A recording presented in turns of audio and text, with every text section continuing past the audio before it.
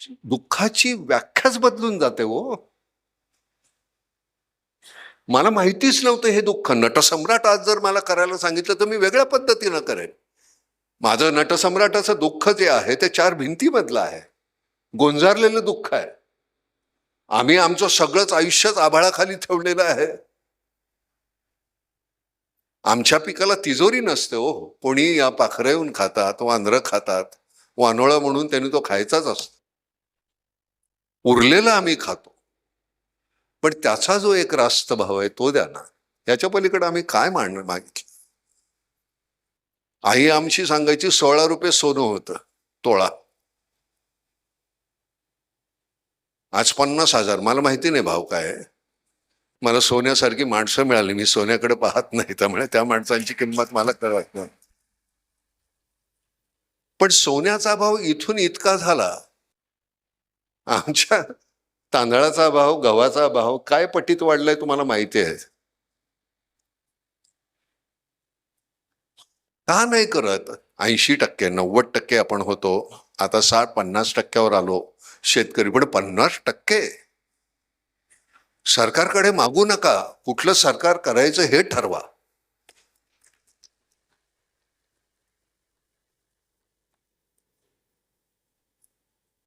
मला राजकारणामध्ये जाता येत नाही, कारण मला आतमध्ये पोटात आहे तेच ओठात येतं. दुसऱ्या दिवशी मला काढतील त्या पक्षातून. महिनाभराने सगळे पक्ष संपलेले असतील, कशाला जायचं तिथं. इथं आल्यानंतर मनापासून जे बोलता येतं. बरं, सगळ्यात महत्वाची गोष्ट कधी कळणार ह्यांना आपण मारणार आहोत, किती संचय करायचा. मृत्यू आहे, अटळ आहे, तुम्हाला माहिती नाही का? अमर असल्यासारखे का वागता तुम्ही? काय बोलता? कुठले आदर्श ठेवता आमच्या नवीन पिढीसमोर तुम्ही? काय चाललेलं आहे?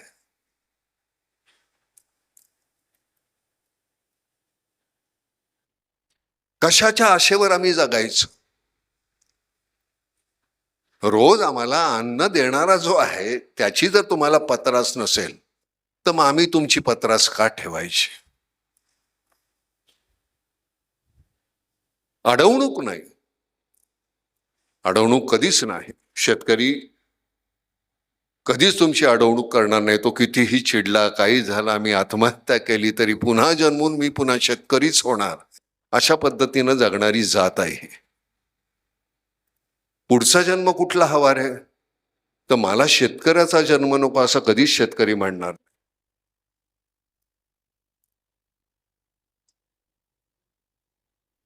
जनावरांची भाषा आम्ही जाणतो, तुम्हाला आमची भाषा कळत नाही का? आणि हे कधी संपणार आहे? वर्ष कसले स्वतंत्र झालो आम्ही? एका गुलामीतून दुसऱ्या गुलामीमध्ये, अजून काय? आणि मग त्याला वाचा फोडण्यासाठी हे फार गरजेचं आहे. ते लिहा, ते यायला पाहिजे. यावर्षी तुम्ही दरवर्षी देत नाही ना, यावर्षी आम्ही देतो. ते निर्मला गजानन फाउंडेशन मधून 2 लाख तुम्ही द्या बरं का, या साहित्य संमेलनात. तेवढी पुढच्या वर्षी तुम्हाला बांधील आहात, त्याच्या पुढच्या वर्षी परत देऊ. मधल्या दरम्यान जमलं तर बघा दरवर्षी जमतंय का. तुमचंच पुढे रडतोय बरं. पण काळजी करू नका, अशा कार्यक्रमाला पैशाची काही ददात नसते, कारण हा कार्यक्रमच नव्हे, हा यज्ञ आहे. आणि यज्ञामध्ये हा समिधा असतो. यज्ञामध्ये आहुती नसते, समिधा असतात. आणि त्या समिधा देण्यासाठी फार कमाल समिधा बाबांच्या म्हणतं ही माझी जात आहे. आणि भूमिकेनुसार मी कधी वैश्य असतो, कधी क्षत्रिय असतो, कधी ब्राह्मण असतो, कधी दलित असतो, आणि ते गरजेचं आहे.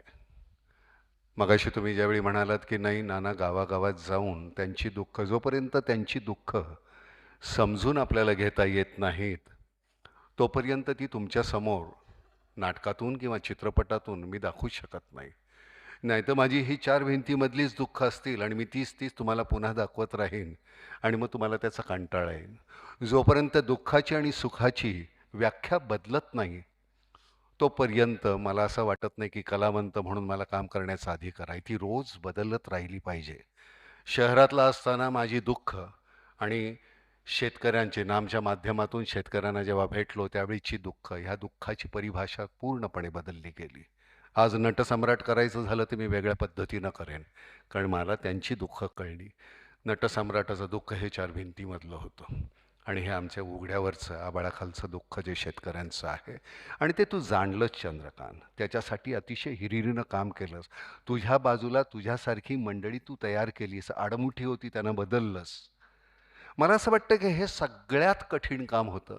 शासकीय सेवेमध्ये राहून अशा पद्धतीनं आणि निस्पृह सावली मागणारी ती गोष्ट मला आठवते. तुला किती आमिष दिली असतील मला माहिती आहे. तुझ्यासारख्या अधिकाऱ्याला पूर्ण जग जिंकल्यानंतर सिकंदर ज्यावेळी घोड्यावरनं जात होता भारतामधून आणि एका आदिवासी एरियातून जाताना एक लंगोटी लावलेला एक म्हातारा बसला होता सकाळी ऊन खात. घोड्यावर बसलेला सिकंदर त्याच्या बाजूला जाऊन उभा राहिला. म्हणला, अरे काय ही तुझी दैन्यावस्था, मी जगज्जेता आहे, तुला काय पाहिजे ते माग. म्हाताऱ्यानं त्याच्याकडं पाहिलं, त्याला म्हणाला की मला तू नेमका कोण आहेस माहिती नाही, पण मी सकाळचं ऊन खातोय, तू जिथं उभा आहेस त्यामुळे सावली पडते, ते ऊन मला मिळत नाही, ते माझ्या वाटणीचं ऊन आहे तेवढं मला मिळू दे, तू तेवढं बाजूला सर. तसा हा माणूस त्याच्या वाटणीचं ऊन घेत राहिला आणि दुसऱ्यांना सावली देत राहिला. मला खरंच तुझ्याबद्दल, म्हणजे मी वयानं लहान आहेस म्हणून अरे तुरे तुला नमस्कार करणे एवढंच. थकलेली माणसं रिटायर्ड होतात, तुझीही सुरुवात आहे. तू कधी थकणारही नाही आहेस, तुला कसली आमिषं नाही आहेत, इतकी छान पत्नी आहे, मुलं आहेत, असा परिवार आहे तुझा, अजून काय लागतं जगायला. आणि कुठेतरी आपलं एक, नेहमीच मी गणित मांडतो की किती वर्ष आपण 80 काम करेपर्यंत, 80 त्यातली 68 सरली माझी राहिली, आता कुठं 12. त्या 12 वर्षामध्ये म्हणजे याही पूर्वी मला कधी, म्हणजे माझं भांडण सगळ्यांशी आहे बरं, शत्रुत्व कोणाशी नाही आहे. आणि ती भांडणं करायलाच पाहिजेत, नाही तर मला आळणी होऊन जातं, सगळंच गोडगड गडगड नाही ते जमणार, शक्य नाही. कुठंतरी भची बाराखडी आली तर ती यायला पाहिजे. ह्याच्यामध्ये ह्याच्या तोंडात कुठला अदबातदबा शब्द सुद्धा नाही, तो सतत हसत असतो. मगाशी म्हटल्याप्रमाणे कोणीतरी की प्रत्येक गोष्टीला किती शांतपणे उत्तरं देतोस रे बाबा, कसं काय शक्य आहे. मला भांडल्याशिवाय झोप येत नाही रे. नाही खरं सांगतो, सतत काहीतरी गचांडी धर मानगुड धर, म्हणजे ह्या स्वभाव